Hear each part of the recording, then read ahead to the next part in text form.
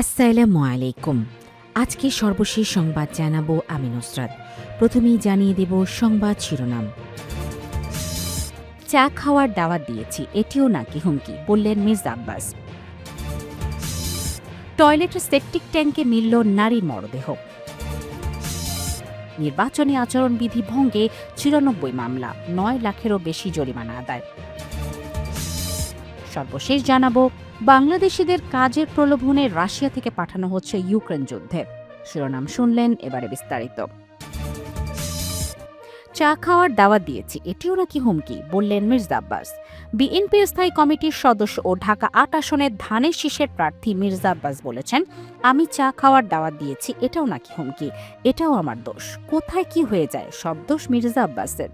মঙ্গলবার ২৭ জানুয়ারি রাজধানীর মালিবাগের গুলবাগ এলাকায় নির্বাচনী প্রচারণাকালে এসব কথা বলেন তিনি। প্রতিপক্ষের প্রসঙ্গে মির্জা আব্বাস বলেন, আমি তাদের কথায় ভীত, যে যত কথাই বলুক আমি তাদের ফাঁদে পা দেব না। আমি তোমাদের বয়সের ঢাকা শহর দাপিয়ে বেরিয়েছি। শহর জুড়ে আমার বন্ধু আত্মীয় স্বজন আছে, আমার যত ভক্ত আছে, তোমাদের আত্মীয় স্বজনও তত নেই। আমার ভোট আমি চাইব, তুমিও ভোট চাও।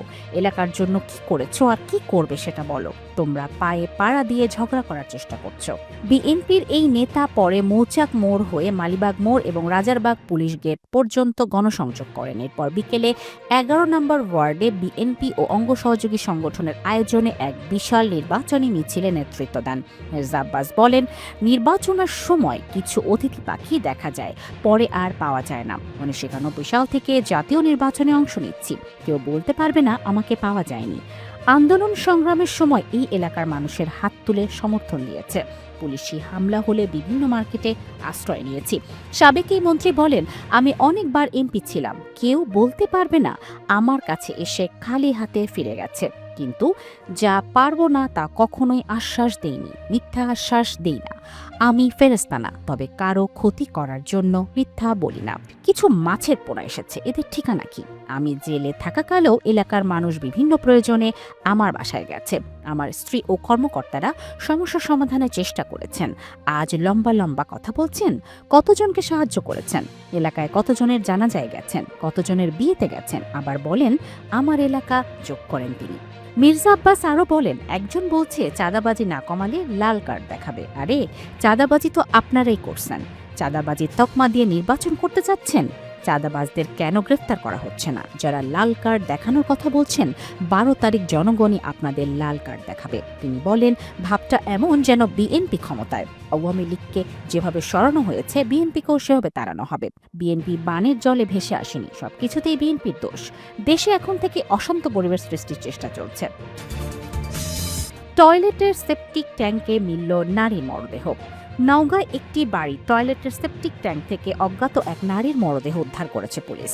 মঙ্গলবার ২৭ জানুয়ারি দুপুর ২টার দিকে সদর উপজেলার শিকারপুর ইউনিয়নের বিল ভবানীপুরের পূর্ব পাড়া গ্রামে মুনতাসুর রহমানের বাড়ির টয়লেটের সেপটিক ট্যাঙ্ক থেকে মরদেহটি উদ্ধার করা হয়।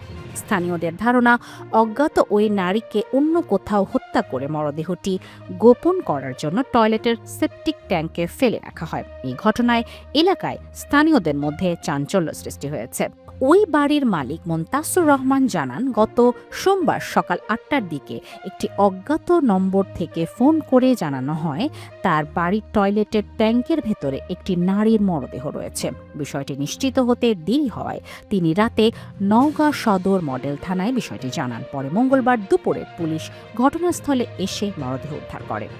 নওগাঁ সদর মডেলের ওসি নিয়ামুল হক বলেন, মরদেহটির পরিচয় এখনও শনাক্ত করা যায়নি। প্রাথমিকভাবে শরীরে আঘাতের কোনো চিহ্ন রয়েছে কিনা তা পরীক্ষা করা হচ্ছে।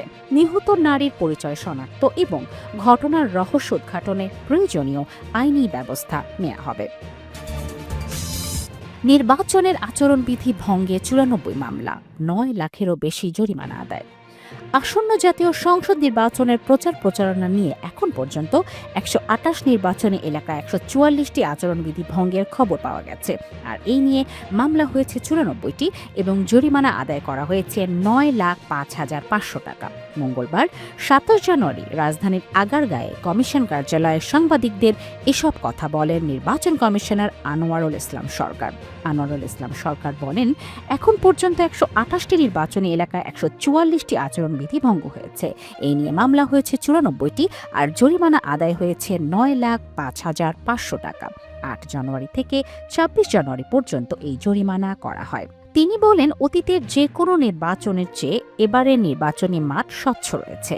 কমিশনারের উপর শতভাগ আস্থা রেখে এবার ভোট কেন্দ্রে আসবে ভোটাররা এবং নির্বাচন ঘিরে সব আশঙ্কা কাটিয়ে উঠতে সক্ষম হবে। বাংলাদেশিদের কাজের প্রলোভনে রাশিয়া থেকে পাঠানো হচ্ছে ইউক্রেন যুদ্ধে। চাকরির প্রলোভনে বহু বাংলাদেশি শ্রমিক রাশিয়ায় গিয়ে ভয়াবহ বাস্তবতার মুখোমুখি হচ্ছেন।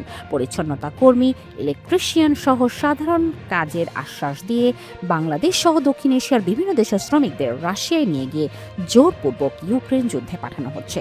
অ্যাসোসিয়েটেড প্রেস এপি এর এক অনুসন্ধানী প্রতিবেদনে এসব তথ্য উঠে এসেছে।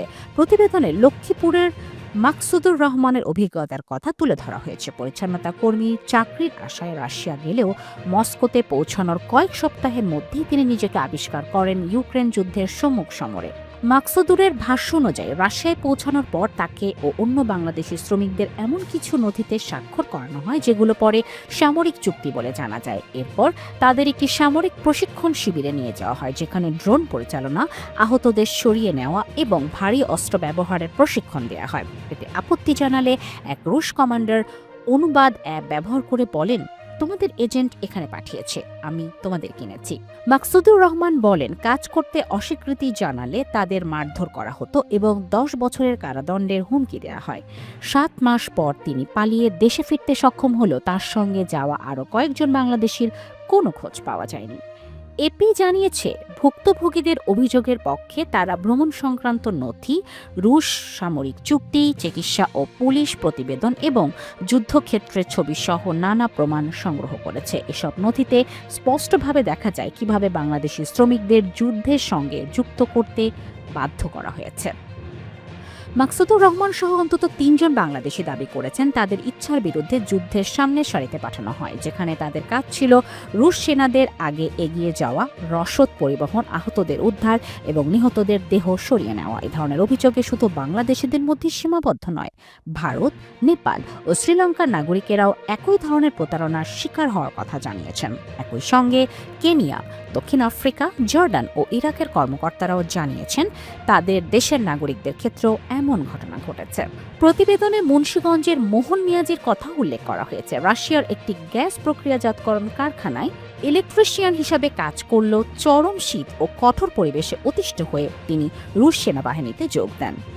এক রুশ নিয়োগকারী তাকে আশ্বাস দিয়েছিলেন তাকে যুদ্ধক্ষেত্র নয়, ইলেকট্রনিক বা ড্রোন ইউনিটে রাখা হবে, কিন্তু ইউক্রেনের আভদিভকা শহরের একটি সামরিক ক্যাম্পে পৌঁছেই তিনি প্রতারণার বিষয়টি বুঝতে পারেন। মোহনের অভিযোগ, আদেশ অমান্য করলেই শাবল দিয়ে মারধর, হাতকড়া পরানো এবং ভূগর্ভস্থ কুঠুরিতে নির্যাতন করা হতো। ভাষাগত জটিলতার কারণে ভুল বোঝাবুঝি হলেও তাকে মারধরের শিকার হতে হয়েছে।